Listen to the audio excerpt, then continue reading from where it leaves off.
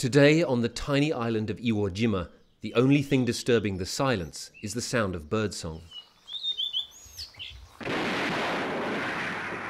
But 70 years ago, this place was a vision of hell, as the US Marine Corps fought inch by inch to take the island from its Japanese defenders.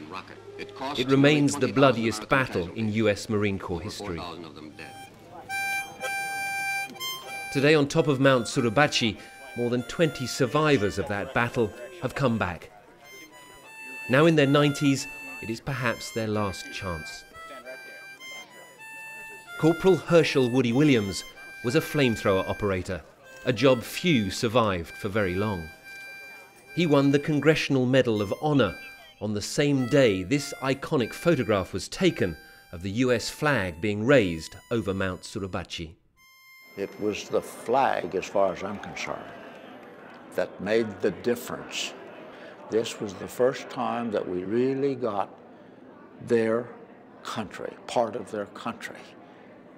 And that said to us, and I think it said to America, hey, we're winning this thing. We are now winning. And up until that point, there were a lot of us didn't think we were. Looking down to the beach where he landed 70 years ago, the memories flood back. I'm thinking of those who didn't make it home. I'm thinking of the heroes who died. I'm not a hero, they are. All the heroes didn't get to come home. These US veterans are rightly celebrated for the sacrifices they made here on Iwo Jima 70 years ago. In fact, back in the US, they are still to this day known as the greatest generation.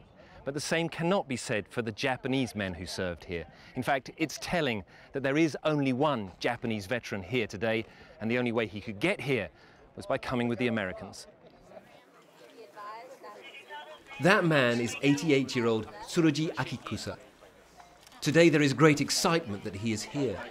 The American veterans all want to have their photograph taken with him. But Mr. Akikusa is looking tense. It is very hard.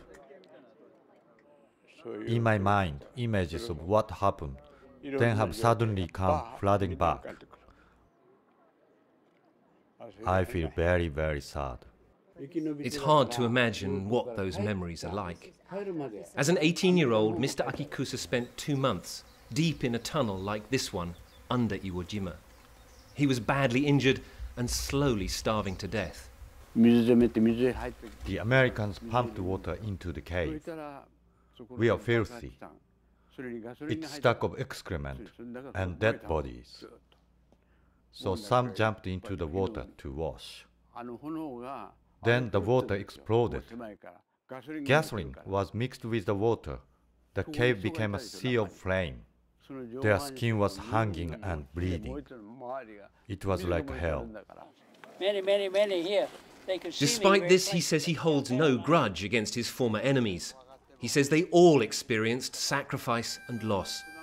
And they all have one thing in common: an abhorrence of war. Rupert Wingfield-Hayes, BBC News, on the island of Iwo Jima.